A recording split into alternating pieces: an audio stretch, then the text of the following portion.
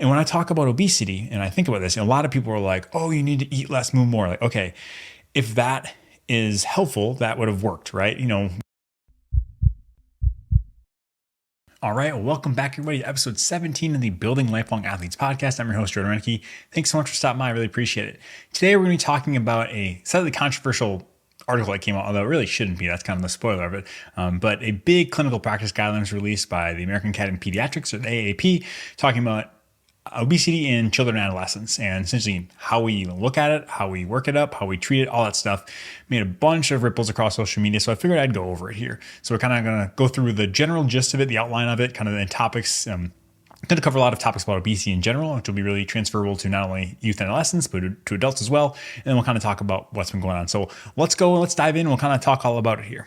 And so first things first, this is like a 100-page document. So a clinical practice guideline, essentially a group gets together. So it's usually, a bunch of people and then a specific society. This one's the AAP, and they kind of get together. They do a huge lit review. They look at all the literature and they say, okay, we want to get this huge compendium, this huge document of how can we help people dealing with, a specific issue, whether it's pediatric hypertension or, diabetes or whatever. This is specifically pediatric and adolescent obesity and kind of how we think about that. So a clinical practice guideline is a pretty exhaustive reference for someone. If you look at these, like I said, this is 100 pages, including references and stuff. So there's just hundreds of references. So there's tons and tons of stuff to learn from this, which is super cool. And so this is a really, really good place to start. If you want to get a really good overview on a topic, like a clinical practice guideline is a really good place to start. And also it's like the formal stance of that society. So that's what we're looking at here when we talk about what is a clinical practice guideline. That's what we're looking at here. And so we're going to dive in a little deeper now. All right, so first and foremost, we're going to talk a little bit about what's been going on with this. Like I said, very stigmatized. People are very charged anytime we talk about obesity in general, whether it's in adults or in kids. But obviously, when it's with our children and kids, people become very, very charged with this. So this is a very stigmatized topic. I'm going to try to step back there and present, kind of hopefully a pretty balanced opinion on this and kind of a nuanced take, and because that's really what it's going to come down to. It has to be a nuanced picture.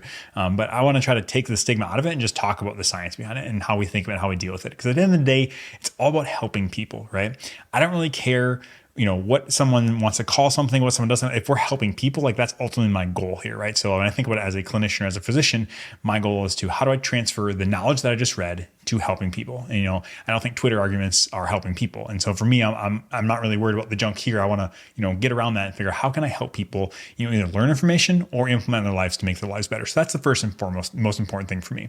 On top of that, I kind of want to just overall and just get it out there and say, like, the framework of obesity in this country, like we need to change the way we think about it. And I've been guilty of this for a long time. I've changed my view on this, over the last couple of years as I've learned more and more. Back in the day, it was thought that obesity is a moral failure, meaning that, hey, that person just lacks the willpower to do, whatever needs to be done to lose weight. And I know people will say like, well, calories in, calories out. Like, yes, that is true. I'm not saying calories in, calories out is not true. Like, I mean, I understand that from a biochemical perspective, like that is true. But what I'm saying is it's much, much, much more nuanced than that. Everyone wants to say like, it's a moral failure for that person not to be able to do that. Moral failure meaning like they're not working hard enough, they're not eating well enough, they're not doing whatever, it's their fault. It's their fault. And at the end of the day, is there personal accountability? Always. There's always personal accountability in everything that we do and that we choose. But I just want to like hopefully bring that up to you that like, the DAC is not stuck the same for every single person. So when you think about it, if you have, a certain set of genes, first and foremost, and an environment that makes things easier for you to adhere to, that's how it works. Let's just, I want to paint a picture for you. Let's say you are someone who lives in inner city, right? Let's say you're low income, maybe low socioeconomic status. So you have no means of transportation. You have no nearby grocery stores, so you can't get to that. All you have is convenience stores close by. You have, a lower level of education. Nobody in your family is educated. Everyone in your family has obesity, and all these things there. And that person right there, that's going to be a really, really challenging time. They're going to have a hard time to eat well, to get exercise, to understand what they need to do to, kind of prevent or treat obesity. Whereas let's take it the other side of things where someone who lives in the suburbs has access to fresh fruits and vegetables, a big grocery store, has plenty of green space to walk around, to work on, is highly educated, has lots of good role models and examples around them of what a healthy diet should look like. That person in the suburbs or, whatever position you want to be in, like that person probably has a better chance of overcoming obesity than the person in the inner city. Like I said, I'm not saying it's black and white, like they can or they can't, but I'm just saying, think about stacking the deck, right? So that's what we're looking at here. And when I talk about obesity and I think about this, a lot of people are like, oh, you need to eat less, move more. Like, okay, if that is helpful, that would have worked, right? People say that all the time, like, well, if only they did this. Like, okay, we've been talking about that for, decades at this point, decades talking about that. And we're here. And so I will get it out there in the open and say, yes, lifestyle intervention is 100% what we should be doing first line. In this document, they say that multiple times, that doing physical activity, eating well, and wholesale lifestyle changes are the first line treatment for anything related to obesity and overweight, like period, point blank. That's where I'm going to go.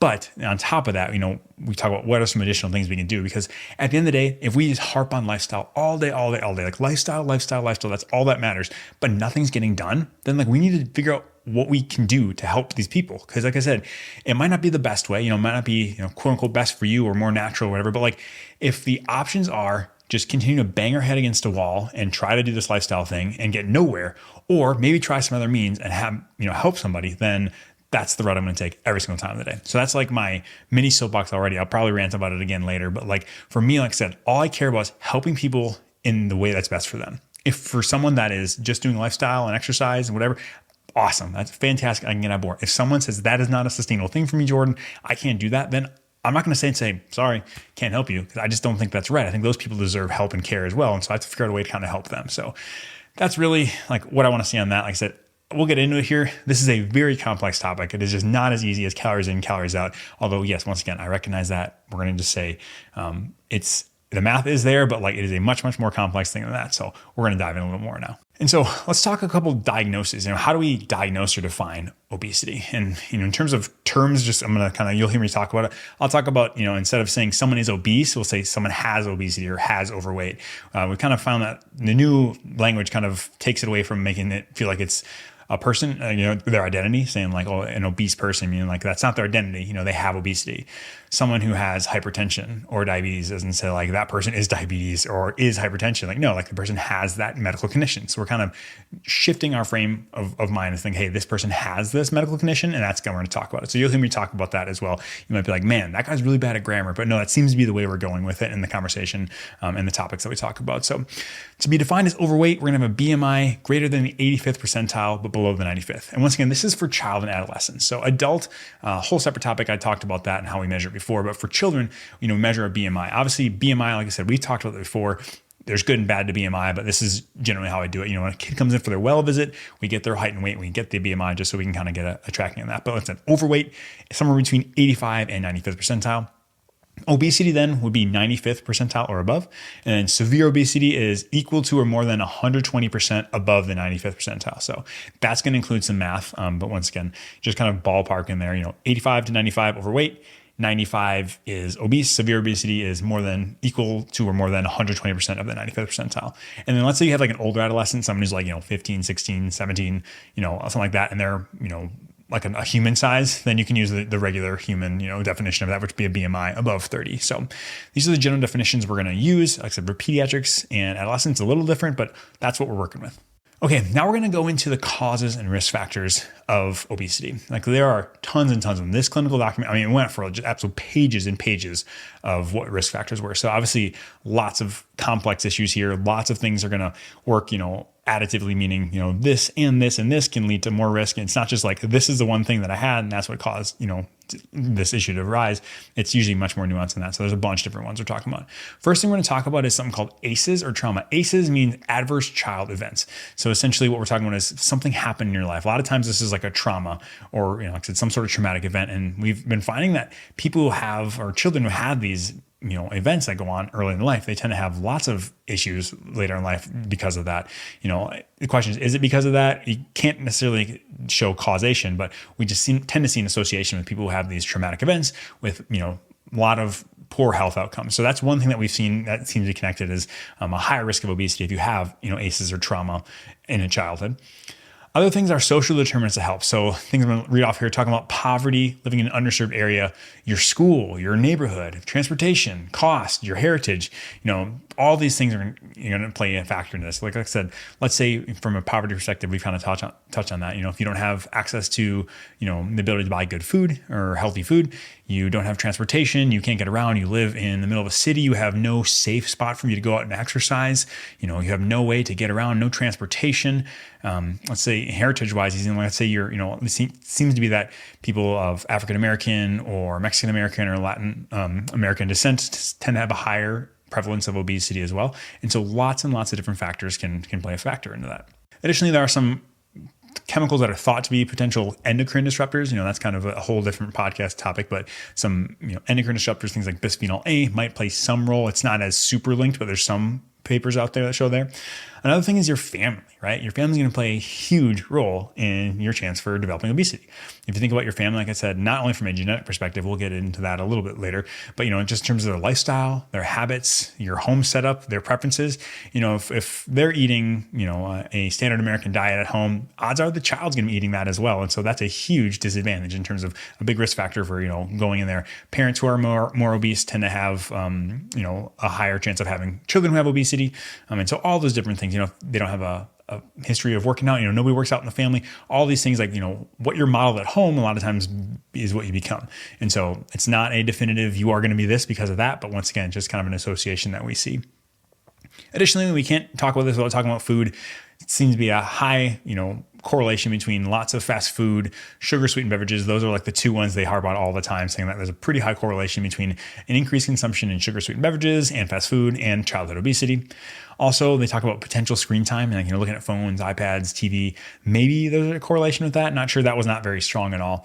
And then also physical activity, when there's higher levels of sedentary behavior, that tends to lead to an increased risk of obesity as well. So like I said, there's a lot of things there, and I can't cover I didn't even cover all of them because I was like, there's just too many, but those are kind of the big things. So I want to paint this picture that this is a very complex topic and that all these little things could be adding up to kind of increasing someone's risk for having obesity. All right, moving on. Now we're going to talk about genetics, which is also a little bit controversial.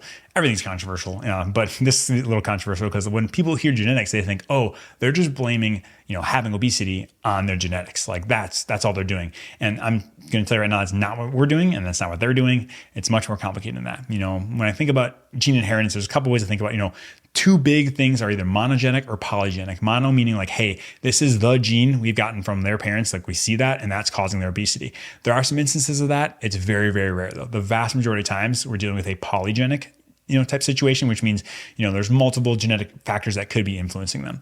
And so most of the time it's multifactorial, multi-genes, there's lots of things going on. So it's not just, we're not saying, hey, oh, it's your genetics that's causing it. And so another saying that I've heard as well is that genetics, essentially, load the gun and then the environment pull the trigger. So that kind of sounds weird. Like, what does that mean? Well, if you think about it, what it means is, if you have your genetic predisposition, meaning you have certain genes that make you a little predisposed to maybe gaining weight, and also you get placed in the wrong environment, and that's going to kind of push you over the edge. So if you think about it, if you have two people in the same environment, let's say just person A has a, quote unquote, perfect genetic makeup, meaning like they don't have any risk factors or influence on having obesity, whereas person B tends to have multiple, polygenic distribution of an increased risk of obesity.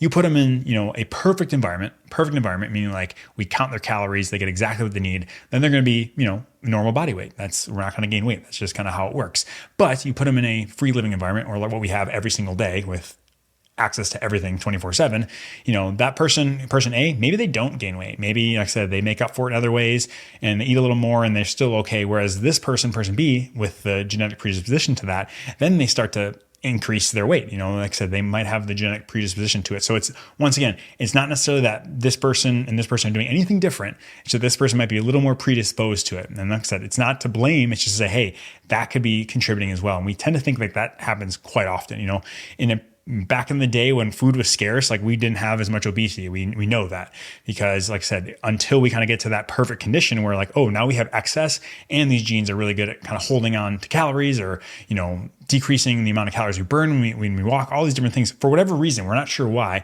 but there are some people who are genetically predisposed. So that's what I mean when someone has a genetic predisposition. Not that we're blaming on it, just that plus the environment tend to lead to a higher chance of having obesity. Okay, so I've kind of harped on that. And now I want to talk a little bit about screening. Like, when do we screen for obesity and what other things are we screening for? For adolescent and childhood obesity, we typically want to screen, every year. When we see them at their well child visit once a year, we're screening with BMI just to kind of see and catch. Other things we want to look for, well, let's take a look here. Things like lipids. Lipids we're going to look at, if someone's obese, we're definitely getting them checked by age 10. Maybe if they're just in the overweight category as well, it can kind of depend on how aggressive you are, but we're definitely going to get a lipid panel. We like a fasting lipid panel because essentially if you eat food can disrupt triglyceride and HDL levels. So like ideally fasting. That being said, sometimes that's really inconvenient for a child. So if you got a 10-year-old there and they were eating, you can get one. And if it comes back normal, that's great. But if it's abnormal, then you're gonna have to go back and do a fasting one. So it really decides on what your workflow is. Is it better to get them when they're there? Maybe they haven't been fasting, but you have a chance to get the lab. I don't know. That's totally up to your physician or whatnot. But for lipids wise, if you're obese at age 10, for sure. If you're overweight, maybe, but we're looking for that as well. Another thing we're gonna look for is NAFLD or non-alcoholic fatty liver disease. Typically we're starting at age 10 as well. Gonna get something called an ALT, which is a test looking at your liver. Like I said, this is if we're at 10 with obesity, kind of looking at, these are the risk factors of what can happen if you have obesity, even in childhood. And then also diabetes, there's other risk factors, obesity, and excess weight gain, maybe family history. You'll think about screening for diabetes, although that's not as 100% all the time, but we definitely want to look on the lipids. If we are looking for diabetes, the tests are typically the same as the adult. We can do the, hemoglobin A1C, fasting glucose, or glucose tolerance test, all those different things. But these are kind of things we're looking for screening wise. Lipids are super important, like I said, because it's the long-term accumulation, right? Like if you have super high lipids as a kid, it's years and years and years of exposure to those lipids that we care about, right? We don't care about a little, slice of time, but long-term. And if a kid's having high lipids at age 10, man, that's going to start their clock a lot earlier than normal. Okay, now moving on. So if we've screened it, we've identified it, we found it, how do we treat it? And that's the $1 million question. I don't have a good answer for that. Nobody has a great answer for that, but we have a general framework on what we should be doing and what we're thinking about here. So first of all, it's going to have to be tailored to each individual person. Like I said, this is not a one size fits all. Everybody's different. Everybody's genes, exposures, environment, everything is different. So every, treatment is going to have to be customized to them. One thing they found is super important is something called motivational interviewing. Motivational interviewing isn't when you just say, you rah, rah, you got this. That is not it. What motivational interviewing means is you kind of talk with someone, kind of help bring them on board, get them involved. So I ask, when I use this in clinic, a lot of times what I'll do is I'll say, okay, hey, I'll ask a question about why do you want to lose weight? And they'll start saying, for X and Y reason, for my grandchildren, I want to be around for them. Like, okay, well, what steps can you do? And you kind of probe them and let them figure the answer out on their own. So you're essentially just gently guiding them, but it helps patients get bought in, and that seems to be really helpful. When people buy in, they feel like they're part of the plan. They tend to have better outcomes and more likely going to stick to it. And so that's a really, really important concept of this is we can't be just prescriptive saying, okay, here you go, do this. I mean, if someone's not bought in, it's going to be challenging. And on top of that, you need family buy-in, right? So especially looking at kids and adolescents, they're with their parents all the time. And there's some data showing until someone's 12, they're not really going to think about the consequences of things they're doing in terms of the foods they're eating or having obesity or overweight. It seems to be 12 seems to be an indicator. So, that's not 100% locked in stone, but really important for family to kind of be on board. If family's not on board and they're saying, no, I'm not going to do that. You think a 10-year-old kid's going to be like, you know what? The doctor told me this, I'm going to do it. No, that's not going to happen. So getting family buy-in is really, really important as well. Okay. And then next, moving on here with a continued treatment. The big thing is intensive health behavior and lifestyle treatment. So IH, BLT, it's all throughout this clinical practice guidelines, everywhere. That is our best supported evidence, that we've found in the literature. So intensive health behavior and lifestyle treatment. What they mean by intense is that this is going to total up to more than 26 hours over the course of anywhere between 2 and 12 months. And so it's not just hey, a one-time counseling, hey, you should consider losing weight. 26 hours of contact is super, super important. Like I said, and I want to mention too, this is the first line. We talk about the first line, and I want to mention nowhere do you hear medications mentioned in this. The first line says intensive health behavior and lifestyle therapy. So I just want to get that out there and show once again, the first line is intensive lifestyle changes. Like I said, it's intense, 26 hours at least. If we can get more, the better. Should be face-to-face, family should be involved, multidisciplinary. So we're talking about physician, we're talking about maybe a dietitian or a personal trainer, all these different groups, psychologists, you name it. That's the ideal situation for this. So this is our ideal situation, how we treat this. That being said, it's pretty hard to do that, in terms of finding that situation. And so that's always recommended. Can have some decent improvement in BMI percentages. It has been shown it can be helpful, but like I said, it can be challenging to find a situation for everyone to thrive in like that, to have the resources. And so like I said, it's not ideal necessarily. I get that, but that's what we recommend first line. I said, moving on after that, there are some other options. There are some medications. There are surgical options.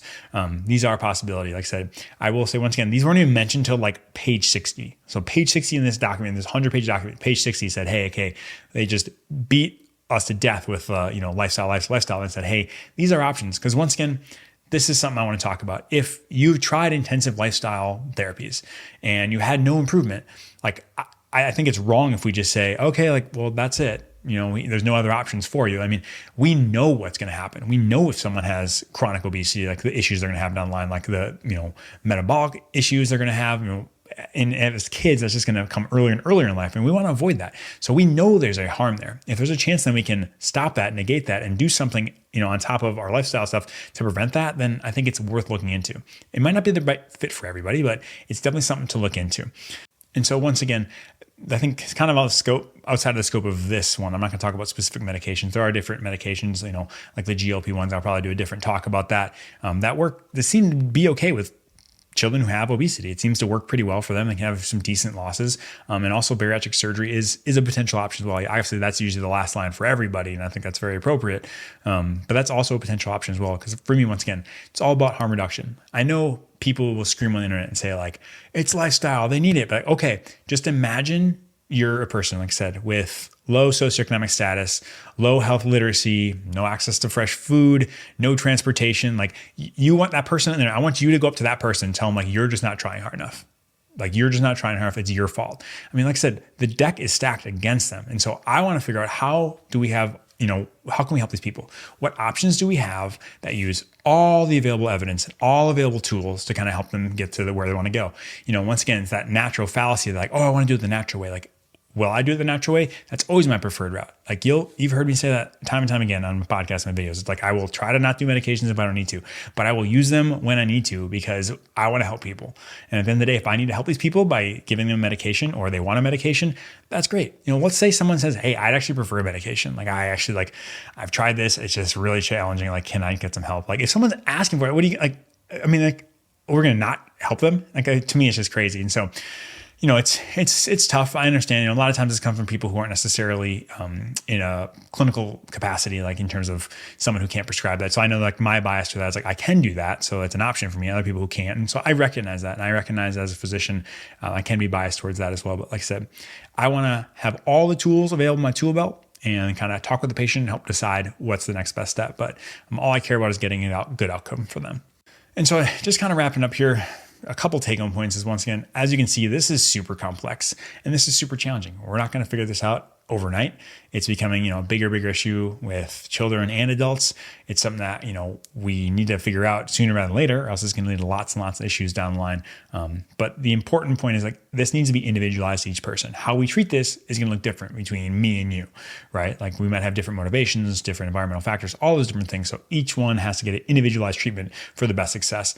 And then once again, we're focusing on lifestyle therapy. We're working on the things, controlling things we can control on. We're going through the necessary 9 I talk about here. I think we have a good chance of being really healthy at a healthy body weight. But if we can't, there's other options as well. But we're really going to focus on lifestyle. And so that's it for this podcast. Thanks so much for listening to me. Like I said, if you want to get this clinical practice guideline, it is free. It's available to everyone. I'll link to it in the show notes, but it's a good read. It took a little while, that's for sure. So if you want to just listen to my summary, that's fine too. But like I said, it's available for you. But if you're made it this far, thank you so much for sticking with me. I appreciate it. If you found this helpful, if you share this with someone, that would mean the world. If you, liked, commented, subscribed, or gave a 5-star rating, that would mean the world as well. Helps, more people find this. So once again, thanks so much for stopping in. I really appreciate it. Now get off the computer and go have a great day. Thanks.